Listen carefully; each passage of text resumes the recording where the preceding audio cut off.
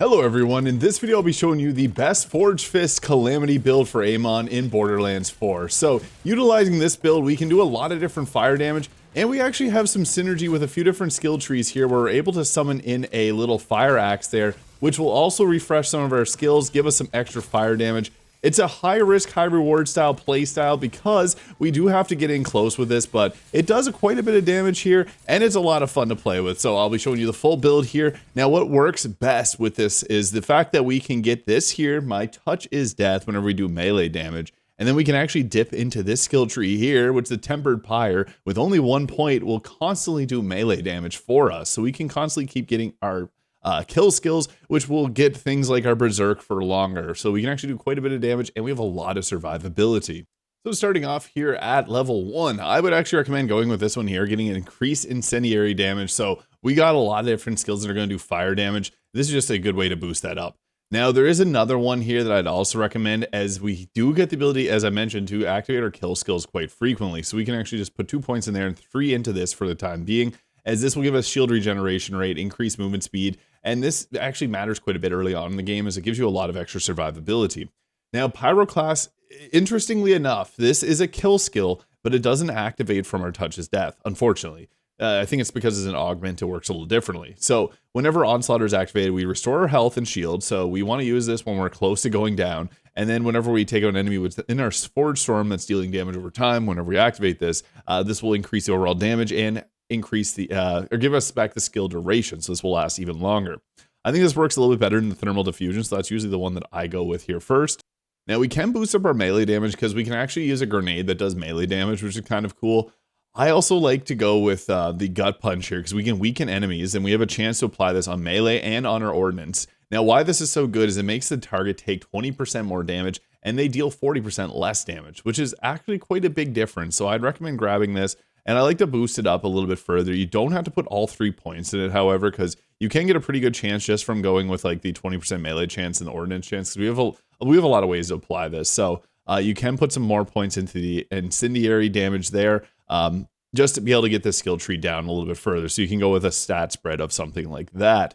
Now, I also like this one here. Whenever we activate a Forge skill, we become immune to all damage for 6 seconds, which is actually really good, especially if you time this at a time where you're like going to take a boss attack.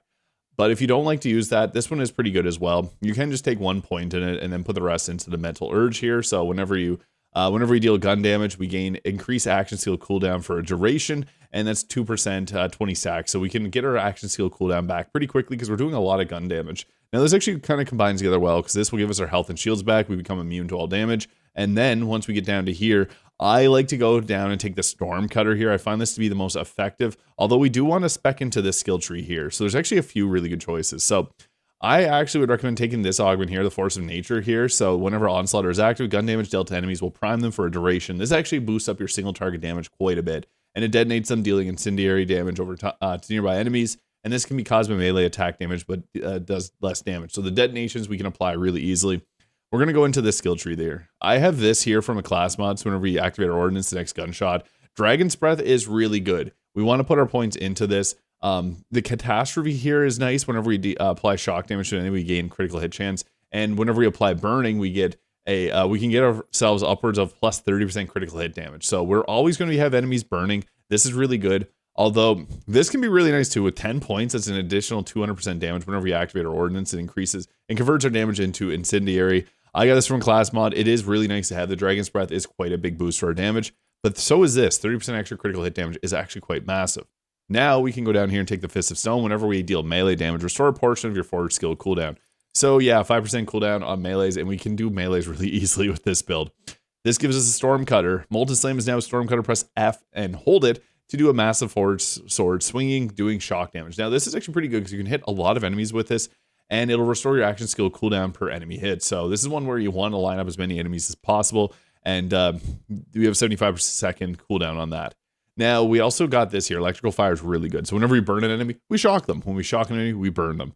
This is great. Now, I'd actually recommend going into the Berserk skill tree here. So whenever Amon deals his Forge skill, he becomes Berserk for a duration, gaining slow immunity and bonus cryo damage with gun and melee damage. So this is pretty nice because this is something that'll set up our next attack here, or next skill there. So this is actually really good. Berserk gives us a big boost. And I would actually recommend taking 1 level of Bloodlust. So whenever our shield breaks, we get Bloodlust for a duration, giving ourselves lifesteal so we can replenish our own health quite a bit, which is actually kind of nice. Then we're going to go down here and take There Is Only Red. Kill skill. Whenever Amon kills a creature while his Berserk is active, partially restore Berserk's duration by 9 seconds and increase bonus cryo damage from Berserk. So yeah, that extra bonus cryo damage is really nice, giving us ourselves almost 30% extra damage. And this increased the bonus damage by 60%, maximum increased bonus damage up 600%. Crazy damage. I also like to take this one here. There's a reason for it. So whenever we break our shield, we partially restore our shields. That's cool. And detonate, stealing cryo damage to all enemies and freezing them. So this kind of gives us a get out of jail free card. I wouldn't recommend putting more points into it. And we can then put our final point into Berserk here. This gives us Horror Cleave if we want. This has cryo damage. So if you prefer having this over the Stormcutter, I just found Stormcutter to be better because it just did a lot of damage for me. Now we can take Mind Touch as Death. And this is really great because whenever we deal melee damage, there's a chance to activate our kill skills. So 24% chance. And that can give us our There Is Only Red, which is kind of crazy because we can constantly keep getting our Berserk to last forever. And then we want to get this here, the Tempered Pyre. So I actually like this because this gives us another kill skill in the green skill tree here. So whenever we get a kill, we get increased elemental damage for a duration. We get plus 20% or plus 10% up to 30% with kill skills. That's great. Obviously, we have a lot of extra elemental damage there. And we're going to take 1 point into the Tempered Pyre. We don't care about the damage. The damage is actually pretty terrible. So it's pointless for us to go past 5 points in this. But the reason we want this is whenever we activate a Forge skill, we spawn an Axe Forge throw that attacks nearby enemies for a duration, dealing fire, melee damage. So this will activate our melee abilities here. As mentioned, My Touch is Death. That is really nice to have. Just gives us a flat out increase to our overall damage. Now we have 4 points left. And there's actually one here in the blue skill tree that's great for extra survivability. So Amon gains missing health regeneration. Every time Amon takes or absorbs a non-status effect damage, he gains a stack of Resolute for a duration, which increases this effect. So you can give yourself missing health regeneration 6% times 20, and then increase health generation 30% per stack of Resolute. So this is just easy sustainability. It's worth taking really for any type of build just because it only takes 3 points and it gives you such a big boost to your overall survivability. And we need it because when we go in and fight with this skill tree, we're going to be taking a lot of damage, unfortunately. And for our final point, we can put one more into the Bloodlust there, giving us additional 3% lifesteal, which is really nice. We can also go here and give ourselves shock damage on a reload, 6% extra shock damage after 4 seconds of reloading. On specific builds, it actually works nicely. I just think the Bloodlust works a little bit better here. Specializations are less important, but we do want to get a few of these here if possible now with caffeine. So reduce action skill cooldown whenever a rep kit is activated. This is obviously one of the best because there's a rep kit that you can use 3 times that gives you 75% of your action skill cooldown. You can get it back quickly. We also have I Am a Gun. This is great. So action skill gets increased damage from our gun damage, which is really nice. We also have the Riddle You This. So every time we deal gun damage, we get upwards of 50% extra damage. And then also Overkill. Whenever we kill an enemy with a critical hit, it'll cause them to explode, dealing skill damage, which is pretty good, especially if you're using the fire shot. Now, we can remove a couple of these here. And the Bare Arms, melee damage now benefits from increases to gun damage, kind of nice. I also like the Bullet Train. So this gives us increased damage whenever we're moving. And you can also hip fire while sprinting, which is pretty nice. So you don't have to take all of these. You can swap them around. I Am a Gun is really nice though for that increased bonus. Action skills can critically hit. Doesn't really apply here. Kill skill, killing an enemy with a critical hit. This one doesn't actually apply from our ability either, unfortunately. Ordnance can critically hit is pretty nice, especially if we're using specific grenades. And Ordnance can also be upgraded with gun damage, also kind of nice. And this one here, whenever we use a action skill, we can replenish our Ordnance skill cooldown time.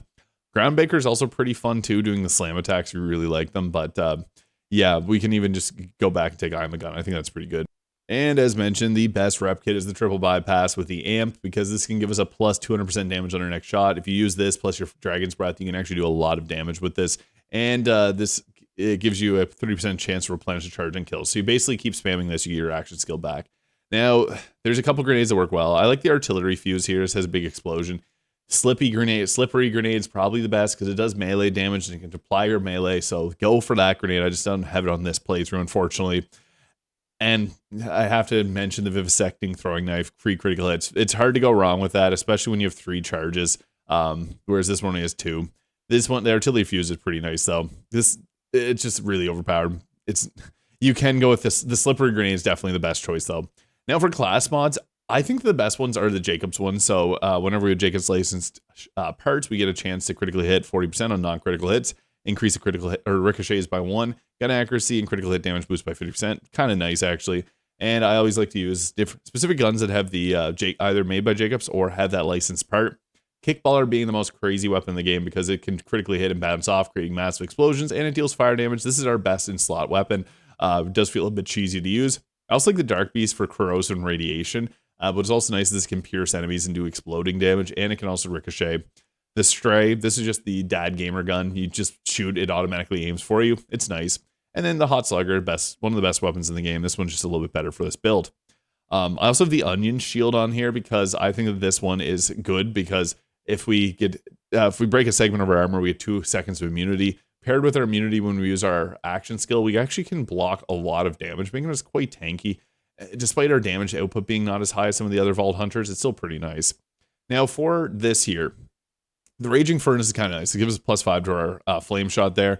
Damage from Fellfrost, Horcleave, Fulminating Fist, and Stormcutter is converted to incendiary damage, so turned into fire, plus 40% fire damage, and plus 10% ordnance critical hit chance.